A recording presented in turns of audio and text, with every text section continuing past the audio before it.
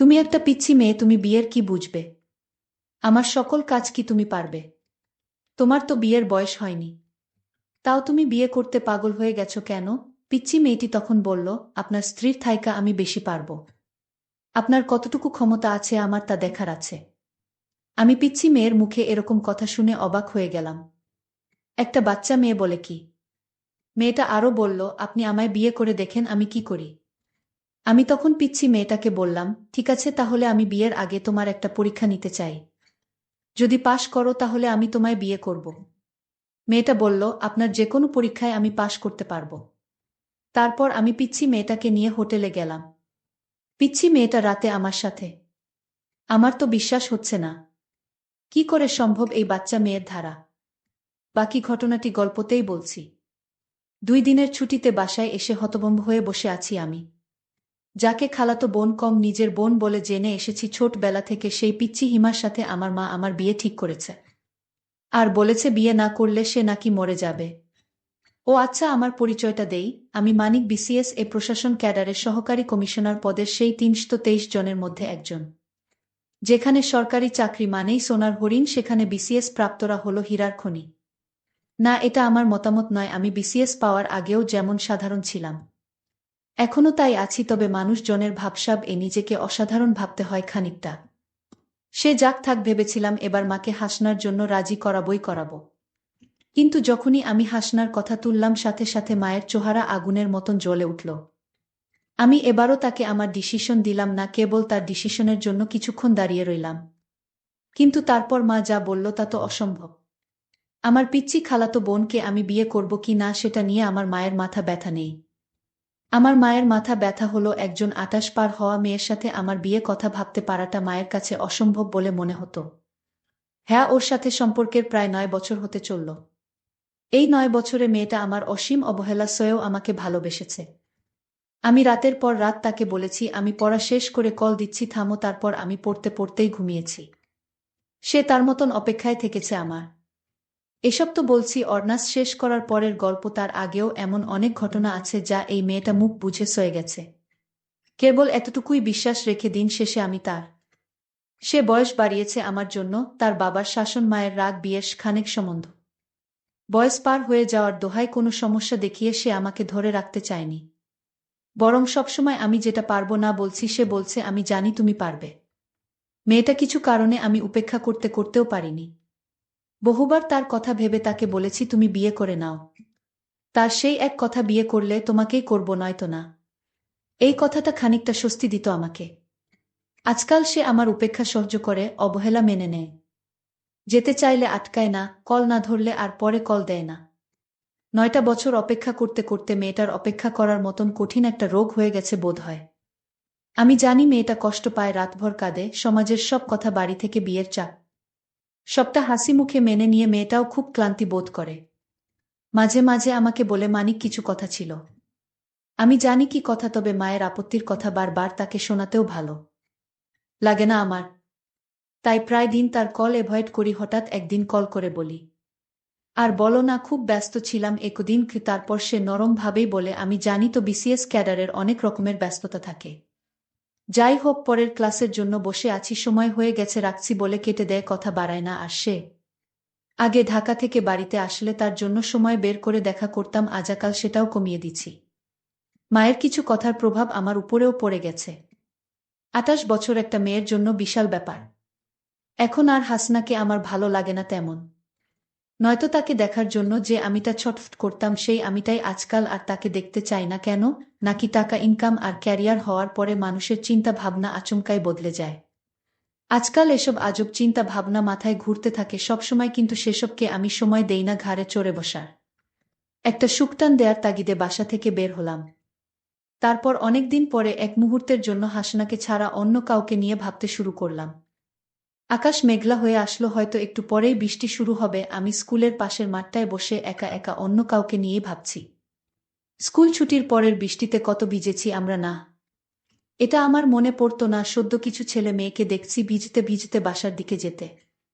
একটা 2 বেনি করা মেয়ের দিকে চোখ যেতেই তার লাজুকতা দেখে বুঝলাম পাশের ছেলেটাকে সে খুব ভালোবাসে। কিন্তু এই মেয়েটা কি জানে প্রতিষ্ঠিত হওয়ার পরে ছেলেটা তাকে ছেড়ে দিবে? এই ভেবে কিছুটা মন খারাপ হয়ে গেল। তারপর মনে হলো আচ্ছা আমিও তো একই কাজ করছি। অতঃপর আর সেখানে বসে থাকলাম না। ঘড়িতে সময় তখন 2:30। হাসনাকে এখন স্কুলে গেলে পাওয়া যাবে, আমি সোজা ওর স্কুলের উদ্দেশ্যে চলে গেলাম। ও সেখানে চাকরি করে আজ প্রায় 5 বছর। গেটের সামনে রিকশা থামতেই হাসনার সাথে আমার চোকাচোকি হলো।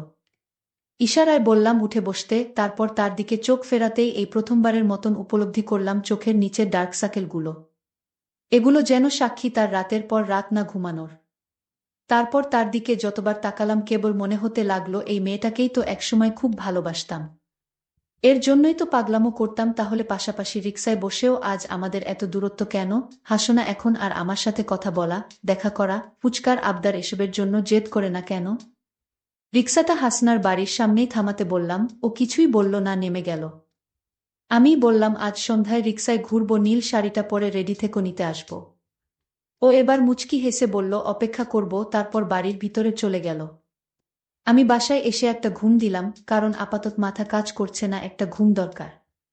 প্রায় 8টা বাজে, ঘুমের ভাবটা কাটতেই আবারও ফোন বাজতে লাগলো। ফোন ধরেই বললাম, বলো। এমন কেন করো মানিক? কি করলাম? তোমার আসার কথা ছিল না? সরি, ঘুমাচ্ছিলাম। 10টা মিনিট আসতেছি বলে কেটে দিলাম। তারপর হাসনার দেয়া খুব পছন্দের সাদা পাঞ্জাবিটা গায়ে দিলাম। ঘর থেকে বের হতেই মায়ের সামনে পড়লাম। তারপর মা বলল, ফকিরের বাচ্চা, এত কাপড় থাকতে ওই ফালতু মেয়ের দেয়া পাঞ্জাবিটাই তোর গায়ে দেয়া লাগবে কেন? কোথায় যাওয়া হবে? না তোর বাসায় মানুষ আসবে, একটু পরেই বের হোস না। টেবিলে প্লেট রাখতে রাখতে এসব বলল মা। আমি বললাম, বড় আপা আসবে নাকি? মা বলল, তোর খালারা আসবে, তোর তো ছুটি নাই, তাই আজকে রাতেই বিয়ের সবটা করে নিতে চায়।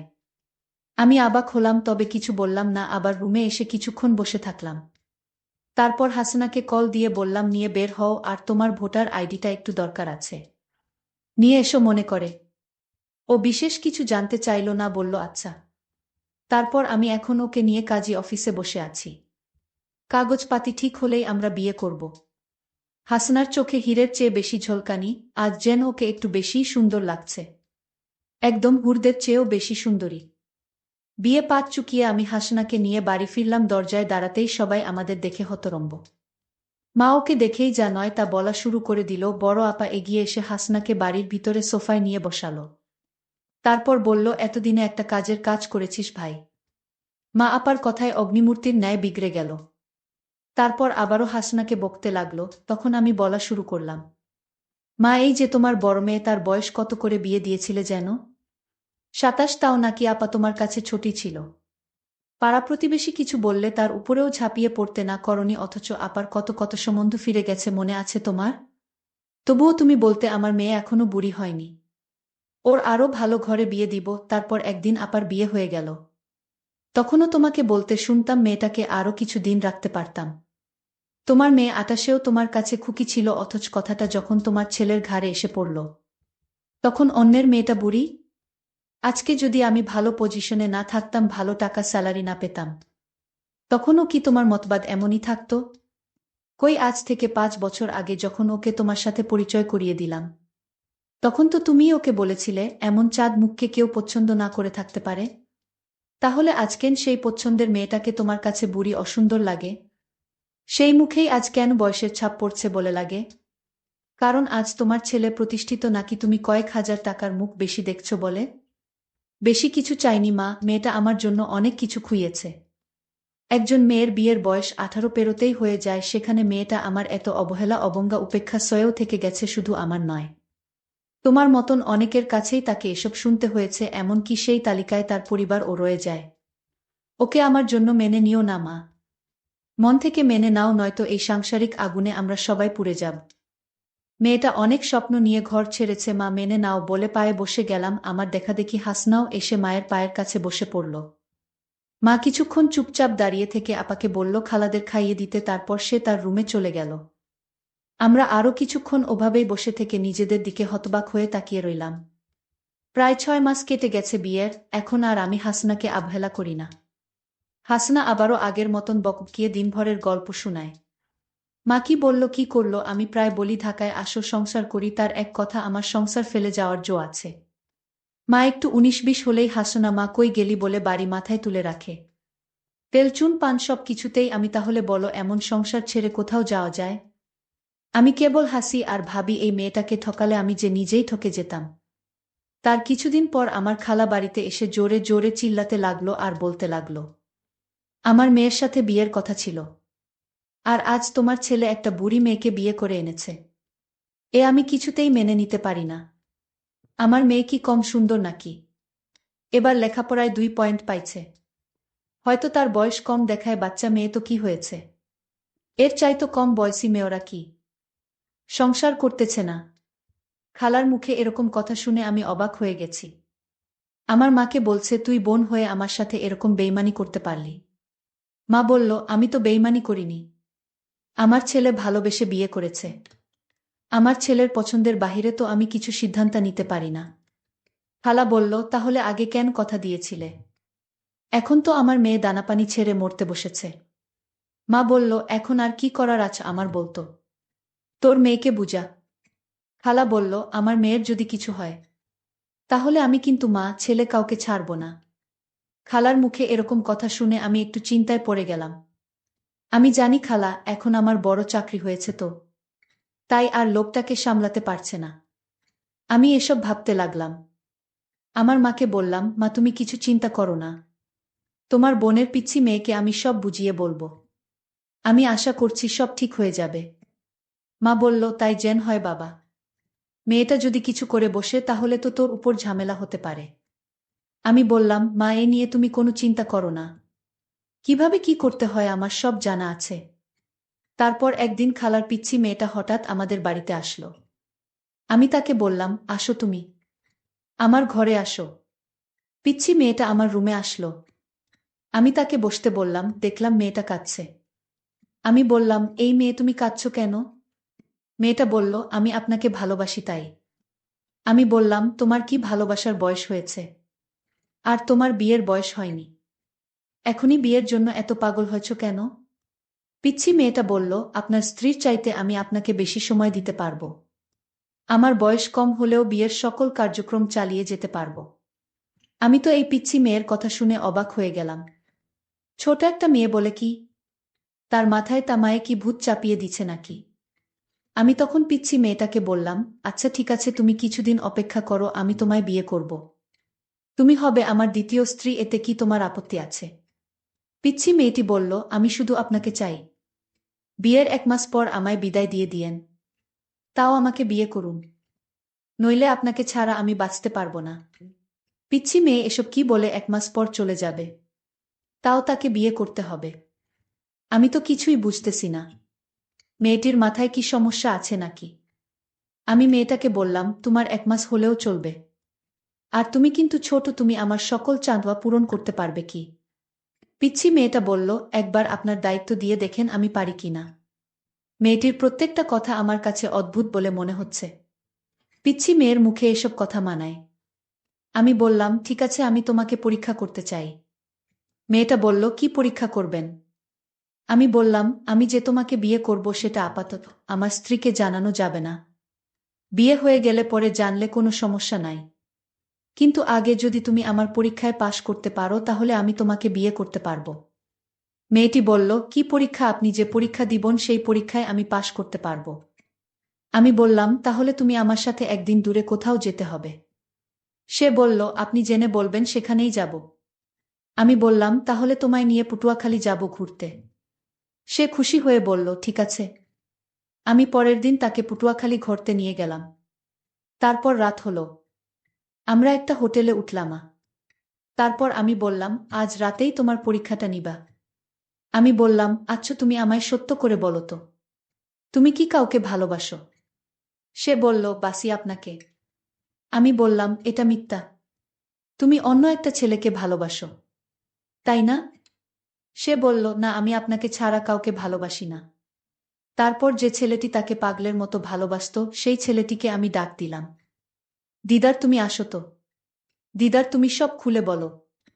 দিদার বলল, স্যার, আপনার খালাতো বোন আমায় পাগলের মতো ভালোবাসত, কিন্তু আপনার যখন বড় চাকরি হয়ে গেছে তখন আপনার খালা তাকে আপনার কাছে বিয়ে দিতে চায়।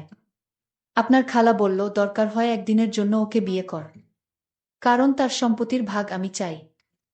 আপনার খালা একজন লোভী মানুষ। আমি তখন পিচ্ছি মেয়েটাকে বললাম, এসব কি বলেছে ছেলেটি? পিচ্ছি মেয়েটি বলল, আমার কোনো দোষ নাই, সকল দোষ আমার মায়ের। কারণ আমি মায়ের পরামর্শে আমি আপনার সাথে বিয়ের নাটক করতে বাধ্য হয়েছি। আপনি আমাকে ক্ষমা করে দেন। আমি পিচ্ছি মেয়েটাকে বললাম, আমি তোমায় মাফ করতে পারি, তবে আমি তোমাকে 2 বিঘা জমি তোমার নামে বিক্রি করে দিলাম। আর সেই টাকাটা দিয়ে তোমরা দুজন বিয়ে করে সুখে থাকো। আমি বুঝি ভালোবাসার কি মর্ম। পিচ্ছি মেয়েটি বলল, আপনি আমাকে ক্ষমা করে দেন।